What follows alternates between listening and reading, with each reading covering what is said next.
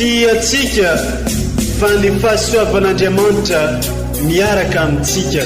Isika fa ny fahasoavan'Andriamanitra miaraka amitsika no izoatsika sandrivaky sy asantsika miaraka aminy. Ny fianakaviana no taniketsa ipoiran'ny vocation. Déploie ton cœur et viens nous sauver. Délivre-nous de tout. Fa sisika tokoa fa ny fahasoavan'Andriamanitra miaraka amitsika. Sisika fa ny fahasoavan'Andriamanitra miaraka amitsika no izoatsika sandrivaky sy asantsika miaraka aminy.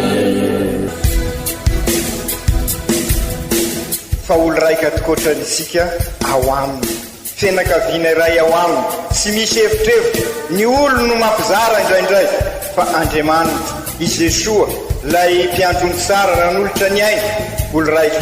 Ary ao amin'ny fiangonana, ao amin'ny eglizy dia sambatra antsika mahasapa an'izay.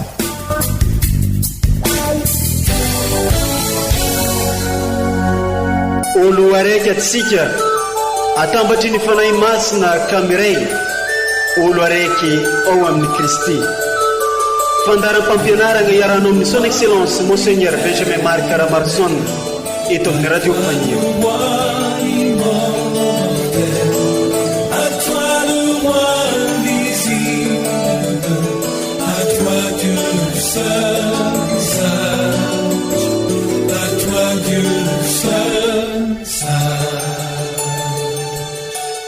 Ankafalegnatrano no anoloranay fiarabagna sy firarintsoa ao atsika jiaby izay mitandriny sy mandray atrany ity onjapeo radio Faniry Maria ity amin'izao fotoana izao.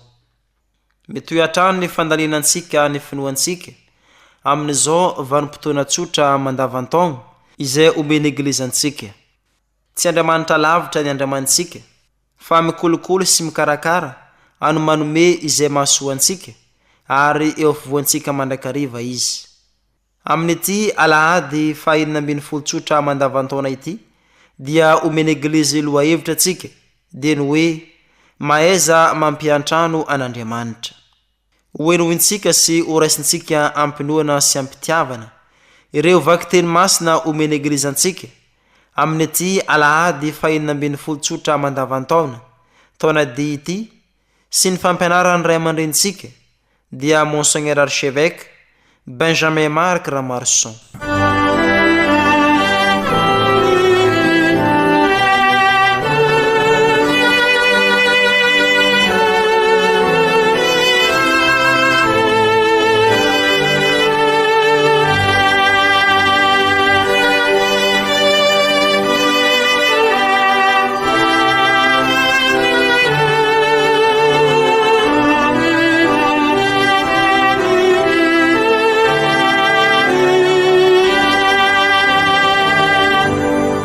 Fankalazana ny tenin'Andriamanitra.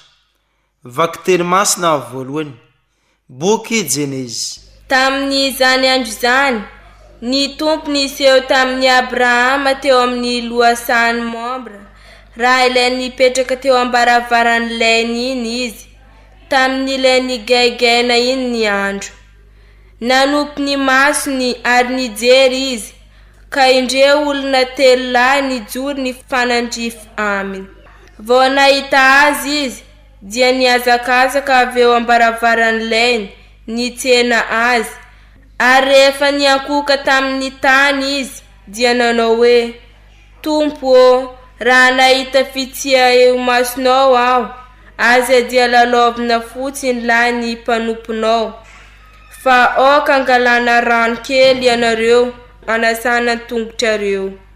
Miala sasatra eo ampototry ity azo ity ianareo, dia angalako mofo kely ianareo, ataonareo toanaina, vao manohindy ianareo, fa izany no nandalovanareo amin'ny mpanomponareo. Dia hoy ny navalin'ireo, ataovy arak'izay voalazanao. Dia niverina faingana i Abrahama nakeo anday amin'ny Sara ka nanao hoe, fainga ianao mangalala farinina intelony famarana ditio ka ataovy mofo.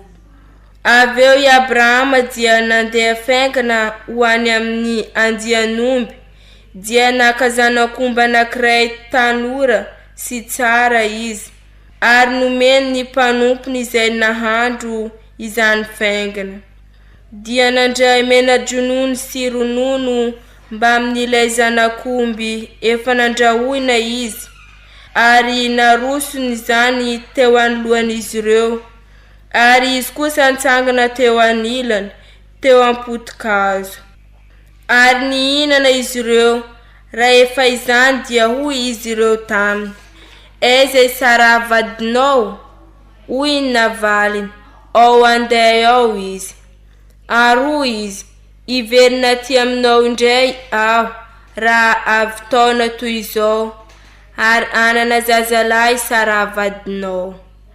Izany ary ny tenin'ny Tompo, isorina ny Andriamanitra.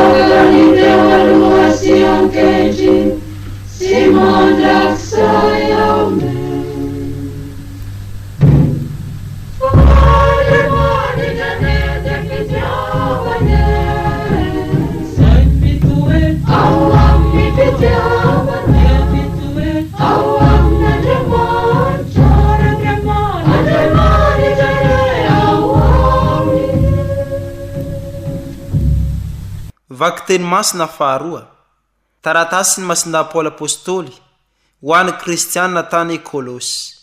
Ry kristianina avana, ankehitriny dia mifaly amin'ny fiaretako fahoriana ho anareo aho, fa mameno ao amin'ny nofoko izay tsy ampy amin'ny fahorian'i Kristy ho an'ny teny dia ny Eglizy, fa voately ho mpandraharaha azy aho no ny fanomezan'Andriamanitra ahy ny fiadidiana anareo, fa hitoriako ny tenin'Andriamanitra antsakany sy andavana, dia ilay evy miafina tsy nambara taloha hatramin'ny taranaka maro ny fandiny, fa naseho kosa ankehitriny tamin'olona masina, dia ireo tenin'Andriamanitra ho nampahafantary ny masarobidy amin'ny jentily ny voninahitra izany evy miafina izany, dia i Kristy fanantenana ny voninahitra ho anareo.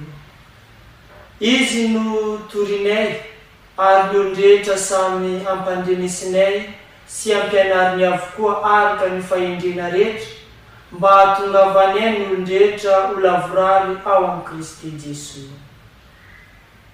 Izany ary ny tenin'ny Tompo, isorina ny Andriamanitra.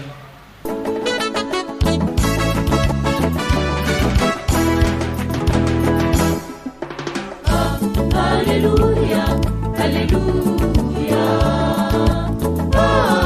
alleluia, alleluia, alleluia, alleluia, alleluia, alleluia. Fombatsika mianakavy eneny tompo ho tanteraka tokoa ne iza evanjely masina nisoratany masinday lioka voninahitra neo anao ry tompo. Tamin'izany andro zany i Jesosy niditra tao amin'ny vohitra anankiray ary nisy vehivavy atao hoe Marta nandray azy tao an-tranony. Nanandravavy anankiray atao hoe Maria izy, izay nipetraka teo anilany tongotry ny tompo ny heno ny teniny. Fa i Marta kosa sahiragna tamin'ny fanompoana be. Dia niatokely izy ka nanao hoe, Tompoko, tsy mampaninona anao ve ny amelany rahavaviko ahy anompo irery, mba asaovy manampy ahy re izy. Fa namaly ny tompo ka nanao taminy hoe, Marta, Marta, maro tadiaviny sy betebiteby ianao, nefa zavatra iray monja no ilaina. Fa i Maria no nifidy ny anjara tsara indrindra izay tsy alagna aminy.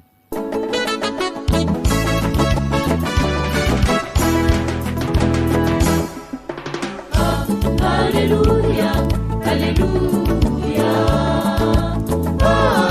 Alleluia, alleluia.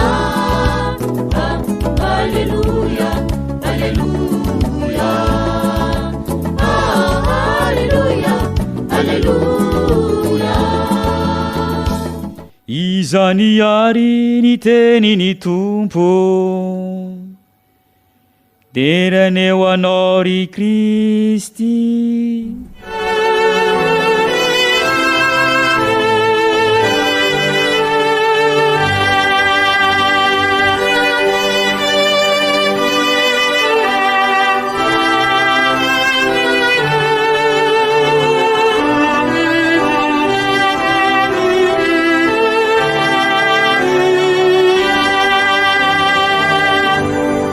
Ry kristianina ava malala, raha tamin'ny alahady lasa teo nandinika nandalina sy nibanjina ny mikasika ny tena votoatin'ny fiainantsika, ny identitésika, ny mahasikasika isika, fa indrindra amin'izao fandalinam-ponoana mandavataona ataosika izao, amin'izao fizoratsika miatrika an'izao synôda fahafito fijanonana fahatelo izao, ary sy hinona izany identitésika izany dia ny fitiavana izay no arian'Andriamanitra isika hitovy endrika aminy, ary izay ihany koa ny identitén'Andriamanitra dia ny fitiavana, ka nasongaditsika tamin'izany fa io fitiavana io dia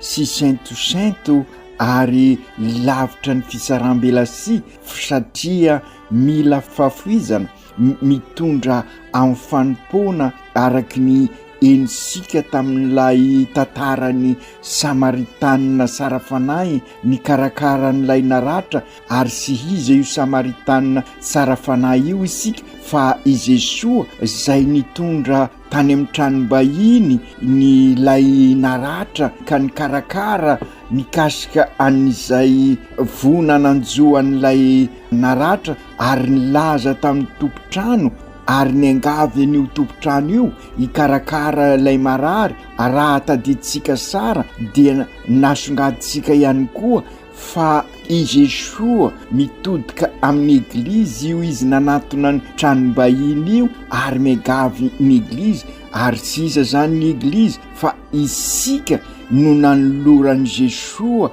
an'ilay marary, isika io tompotrano, isika no irain'i Jesosy sy maintsy mikolokolo, satria izay tokoa ny identitésika, fa indrindra amin'izao andro sarotra izao, ary izay indrindra no ezasika ho alalinina amin'izao fijanonana fahatelo amin'ny synôda izao, dia ny hoe isika mifampisimbana mifanasoa mikasaka ny soa iombonana, ary izay indrindra no nataony ilay Samaritanina sara fanahy. Raha teo eglizy olo velomin'ny batemy miombona miaradia mandray an-tanana iraina ho tabernakla velona dia tsy maintsy manahaka an'ilay samaritanina isika izay indrindra no fampianarana asongadiny tenin'Andriamanitra amin'izao Alahady 40 mandavataona izao dia tsy maintsy mahay mandray ny hafa isika, mahay mandray vahiny. Io ny votoatin-kevitra zeresika amin'izao Alahady 40 izao dia ny fahaizantsika mampiatrano, izany hoe mandray ny hafa, mahay mampiditra an'ireo zay akeksika ao am-posika ao no asongadin'ireo tenin'Andriamanitra telo androany. Io indrindra no tanjon'izao sinôda fafito zao isika, fa indrindra ny fizanonana fahatelo mba ho fianakaviana eglizy kely miara-mivavaka mandali-pinoana, izany hoe anahaka an' Jesoa ho tahaka an'Andriamanitra mandray ao am-po izay namasika sy izay akeksika, ary tsy iza ireo fa manomboka ao amin'ny eglizy kely fianakaviana ao an-trano dia ny fianakaviana ny ray aman-dreny ikarakara ny zanaka ary ny zanaka anaza ny ray aman-dreny. Izany ny fampiatranoana sy ny fahaizana mandray vahiny voalohany ary tena fototra ary loharano fandraisana ny vahiny hafa. Milaza miara mahita nefa sika ry kristianina havana fa marary zany amin'izao andro iainasika izao, amin'izao andro ny krizy izao, ka azo lazaina fa krizy ihany koa io fahaizana mandray vahiny, ary io lay fihavanana zay lazaisika fa soa toavina kanefa dia hitasika izy ankehitriny. Ry kristianina hava malala, azosika onona ny antony anaovasika izao sinôda izao ary fa indrindra ity fizanonana fahatelo ity mba hamerina amin'ny tena toerany io soatoavina fototra zay matimatesasika io, ka tonga ny fihavanana zay tena amin'ny tena toerany koa ka soatoavina tanteraka izany raha fianakaviana eglizy kely miara-mivavaka miara-mandali-pinoana isika, ny tanjona dia isika ifampisimbona ifanasoa mikasaka ny soa-iombonana. Toy izany ihany koa ry kristianina havana dia sara ny manamarika fa ho ansika malagasy sy misy teny azo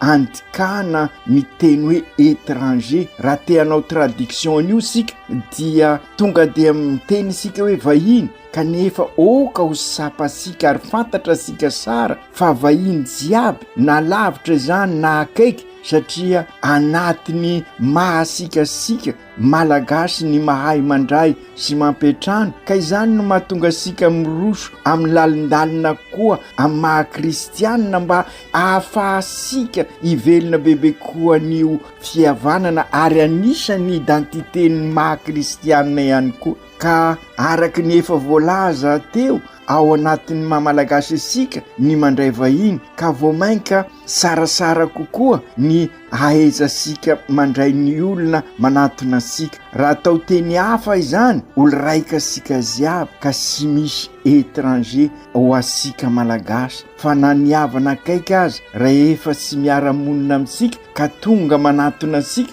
dia lazaina fahavahiny. Ohatra sy misalasala ny zanasika milaza hoe misy vahiny ao mama, iza io vahiny io? I tonton, nefa mazava ho azy sy vahiny tonton fa matoy izy lazaina vahiny dia izy sy miara-monina amintsika. Izay zany no atao hoe vahiny, ka aokary ahay andray vahiny sika, ary zay indrindra no tiany fotom-pampianarana amin'izao Alahady 40 izao, satria raha mahay mandray vahiny sika, mandray ny rehetrarehetra zany, mandray ny olo jiaby, dia zary fianakaviana iray sika, olo raika sika ziaby, tahaka ny nataony Abrahama amin'ny vaky teny voalohany, sy nasainy nandalo fosiny ireo vahiny fa nasainy an-trano ka nahazo fahasoavana izy araky ny endritsika tamin'ny vaky teny teo, araky ny fantatra sika dia nahazo zanaka faramandiby Abrahama niteraka ilay natao hoe momba. Ino no ny fahaizany mandray vahiny? Ry kristianina hava, ny fahaizasika mandray ny hafa dia mampahazo fahasoavana satria mitondra are arena ny hafa, ny fahasamihafana ho isika sy hoentisika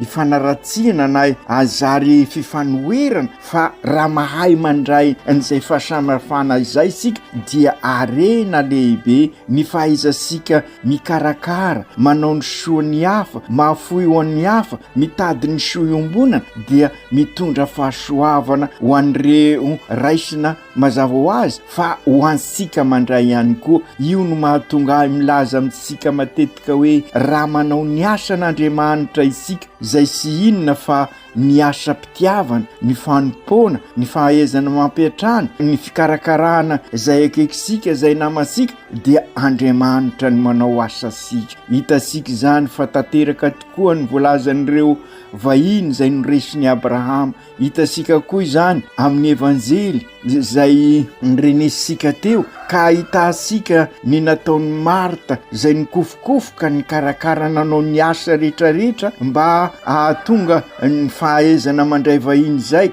Fantatra sikany koa nefa fa somary nalahelo izy ka nanatona an' Jesoa nilaza hoe sy mampaninona anao very Tompo raha mba manampy ahy ny rahavaviko satria zaho sahirana. Noho ny fahasaranana tokoa isika dia matetika mahita fialantsiny ary indraindray aza indrisy mitady ny mesiny noho izany fahasaranana izany ka manjary blocage amin'ny fikarakarana. Sara indrindra isika raha mandinika izany fomba sy fiesika izany, izany fisainana izany amin'izao krizy mikiky ny fiainasika izao, ary izay indrindra no ataosika amin'izao synode fijanonana fahatelo izao. Hitasika ary fa tena araky ny evanjely misy ny fanatanterahasika ny synode io, ka ho indrindra i Jesoa mampitodika asika tahaka n'izy nampitodika ny Marta amin'ny tena izy, amin'ny tena essentiel. De sinona zany fa ny fahaizana mandray dia araky ny voalazany Jesoa, i Maria no nahay ny fidy ny anjara soa, ary sinona io anjara soa io, ary zay niezaka ataosika amin'izao synode izao fa ny fahaizana miaino ny tenin'Andriamanitra ary slovo ny tenin'Andriamanitra iny ny fiainana ka manjary le asa ataosika de lay asan'Andriamanitra. Ka raha manao ny asan'Andriamanitra isika dia Andriamanitra anao ny asa sika. Ry kristianina havana, sy azo sarahina zany ireo rehetra reo fa anjara sika no mahay mandrindra azy sara, ary ny faratampony amin'izany ry kristianina havana dia ny fandraisa sika ny communion, satria ny communion ny dikany dia miombona, ka miombona ny fahaizasika ny mandray ny teny sy mandray ny hafa, ka tanteraka zany ao amin'ny communion, ary izay indrindra no kasaisika. Ka ny fanontaniana mipetraka ry kristianina havana de ity: mba ahoana ny dikan'izany amin'ny fiainansika, ahoana ny fahaizasika, ny ahoana ny fampiatranosika ny Jesoa amin'ny alalan'ny fandraisasika ny teniny, tahaka ny voalazany fa i Maria no nahay ny safidy ny anjara soa. Ry kristianina havana, amin'izao Alahady faha-enina amby folo mandavantaona izao de sara ny andiniasika ny fandraisasika ny communion. Ny atao hoe communion araky ny lazaisika teo dia ny fandianatsika mivavaka. Misy amin'ireo izay tonga mankalaza ny Eucharistia sy mandray communion noho ny antony maro samihafa, kanefa miomona satria izay no mahatonga sika mivavaka amin'ny Kristy ary manao ny communion mpanay tokoa mba hifiombonana aminy. Ka izay indrindra ry kristianina havana, raha nisy fotoana izay nahatonga sika nametraka baraingo mikasika ny fandraisana communion sy ny sakramenta dia ny vanim-potoana nietrehasika ny coronavirus iny. Korotana virus ho isika ary besaka tokoa ny zavatra ny korontana, ary anisan'izany ny fivavahana. Fa indrindra ny fandraisasika communion sy ny sakramenta toy ny kofesy. Mila fandaliana-pinoana vaovao tokoa moa isika amin'izao mba ho maty tsara-pinoana isika, ary misy aza say milaza fa sy ilaina sonony kofesy satria nisy le fotoana sy nafahasikana ny kofesy tamin'ireny fotoana reny, ary misy milaza fa sy ilaina sonony mandeha mivavaka aza indrisy. Ka izay indrindra no antony anatanterahasika an'izao synode izao mba hiverina milony ny zavatra rehetra ka ahafahasika mivelona ny finoansika ka ho ahatonga sika olon-dehibe amin'ny finoana. ka izay indrindra ry kristianina havana anisan'ny vokasoa azosika tamin'ny korotana virus na dia maro ny vokadrasy azony anisan'izany zao krizy izao ny fahasapahsika ny mahasarobidy ny fandraisana communion ary anisan'izay le communion ampanahy fa indrindra ho an'ireo zay anatin'ny sampona isan-karazany fa mitodika amintsika mandray communion mivantanao midika inona tokoa ho ansika ny fandraisasika communion matetika inona ny vokany eo amin'ny fiainansika zay indrindra ry kristianina havana ao ko rarotsika izao sinoda izao andiniansikan'izany tahaka izay nataon'ny Marta sy Maria nandray an'i Jesoa sy hoe mifanohitra ireo isika teo fa mampisongadina zavatra anakiroa zay sy azo saraina ka ahafahasika miroso amin'izay tena hoe communion miombona amin'i Jesoa amin'ny teniny sy amin'ny tenany ka hahatonga sika ahay ampitrotra ny finoana sy ny fiainana andavanandro ka ny ataosika dia mifanaraka amin'ny tenin'Andriamanitra ary zay ny ataosika hoe mahay mampitrotra ny fiainana sy ny finoana ary zay no ambarany masindaha-Paoly amin'ny vakiteny faharoa ary zay ny dikany ny nataon'ny Abrahama ao amin'ny vakiteny voalohany ka izay indrindra ry kristianina havana tsara ny manipoka fa samy nandray an'i Jesoa i Maria sy Marta i Maria ny aino an'i Jesoa na i Marta ny karakara an'i Jesoa dia Jesoa iray zay sy azo saraina Jesoa raisitsika amin'ny communion sy raisitsika amin'ny tenin'Andriamanitra ary raisitsika amin'ny fandraisana ny hafa amin'ny fandraisana ny vahiny araky ny fampianarana nataosika teo ka io ny fotom-pampianarana amin'izao lahady fahenina ambin'ny folo mandavataona izao ry kristianina ahay andray amin'ny fahaizasika miaino ary ahay andray amin'ny fahaizasika mandray mihafa ka ahatonga sika OLOARAIKY zay indrindra ny dikan'ny fizanonana fahatelo amin'izao sinoda zao dia ny fahaizasika mifampisimana mifanasoa mikasaka ny soiombonana ataoko fa samy masikaritra isika fa ireo no ezaka sy fanamby araky voalaza zay amin'izao sinoda fahafito atresika zao fandrindra ny fizanonana fahatelo ansone ihany koa isika ziaby mba ho amin'ny alalan'i Jesoa sy miaraka aminy ary ao aminy no entisika manatanteraka ny ataosika rehetra aza gaga ary sika raha mamarana ny vavaka eukaristika mipretra manao hoe amin'ny alalany sy miaraka aminy ary ao aminy ary de samy mamaly amen sika ny dikany amen de aoko tanteraka izany ka izay indrindra no irisika ary hoeritseretsika ho tanteraina amin'izao fizanonana fahatelo izao tsara ihany koa ny manamarika fa anisany tsy maintsy aisika raisina ho vahiny lehibe araky ny afatry ny Papa Léon fa 14 ny zavaboary ka ampifanaraka tsara amin'ny fizanonana faharoa isika sika sendrasendra izany rehetra izany ry kristianina havana adiditsika tokoa ny mikolokolo sy mikarakara toy ny vahiny lehibe ny tontolo iainana ka toy izay anapotika isika hiavana aminy ka ahatonga sika hiroso lalindalina koa amin'ny fandresena izao krizy izao ry Jesoa tompo ianao mananatra anay fa amin'ny alalan'ny fahaizana mampiatrano vahiny mampiatrano anao mampiatrano zay akaiky anay indrindra ary indrindra ahiombona aminao ahaieno anao no lalana ahafahanay mahita ny tena fahasambarana sy ny fiombonana ny Papa François mampianatra anay mba haiaino araky ny sofin'ny fo io no lalana mitondra amin'ny fiombonana io no lalana raha tia anorina ny tranobe iombonana lalana anorenana ny fianakaviamben'Andriamanitra frately tuty OLOARAIKY asika ziaby kampio ary zahay ho faly manompo ny namana sahala Marta ary ho faly sy ho sambatra indrindra miaino anao fa izay nanjara soa raha miaino anao ary manatanteraka zay lazainao iombona tanteraka aminao izahay amin'ny communion, amin'izay mba ho zary fanasina sy fahazavana, ho tabernakla velona eo manodidina anay, ho mpivahiny ny fanantenana, mizara afaliana, fanantenana ary fihavanana, sady kristianina no malagasy. Masiny Maria renin'ny eglizy io, ianao ny modely amin'ny fahaizana mihaino an'Andriamanitra, ary nahay napetrano ny zanak'Andriamanitra. Ampianaro zahay amin'izao synôda izao, mba haihaino ny afatr'Andriamanitra, hay fampieny ka hay fampetrano tahaka ny anao sy Elizabeta. Ampio izay ho tabernakla velona. Masinday Josefo, ray mpiaro ny eglizy eran-tany,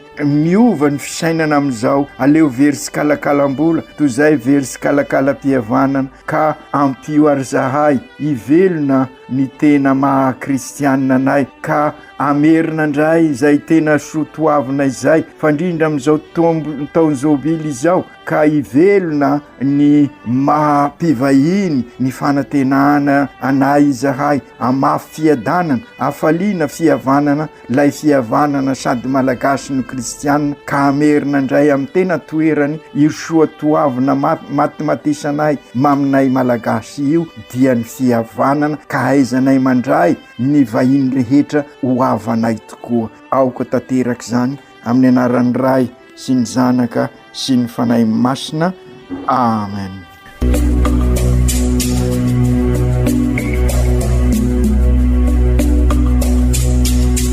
Tsy atsika fa ny fahasoavan'Andriamanitra miaraka amintsika. Isika fa ny fahasoavan'Andriamanitra miaraka amintsika, noho izoantsika sandrivaky, sy asantsika miaraka aminy. Ny fianakaviana no taniketsa ipoiran'ny vocation. Déploie ton cœur et viens nous sauver. Délivre-nous de nous, délivre-nous de tout. Fasisika tokoa fa ny fahasoavan'Andriamanitra miaraka amintsika. Isika fa ny fahasoavan'Andriamanitra miaraka amintsika, noho izoantsika sandrivaky, sy asantsika miaraka aminy. Fa olo raika atokotran'isika ao aminy, fianakaviana iray ao aminy, sy misy hevitrevitra. Ny olo no mampizara indraindray, fa Andriamanitra i Jesoa lay mpiandrony tsara ranolotra ny aina, olo raika. Ary ao amin'ny fiangonana, ao amin'ny eglizy dia sambatra antsika mahasapa an'izay.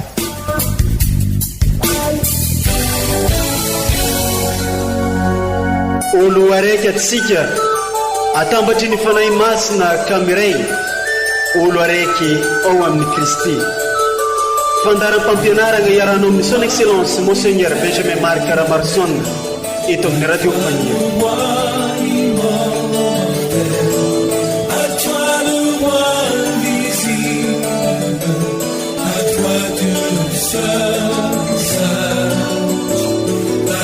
Dieu seul.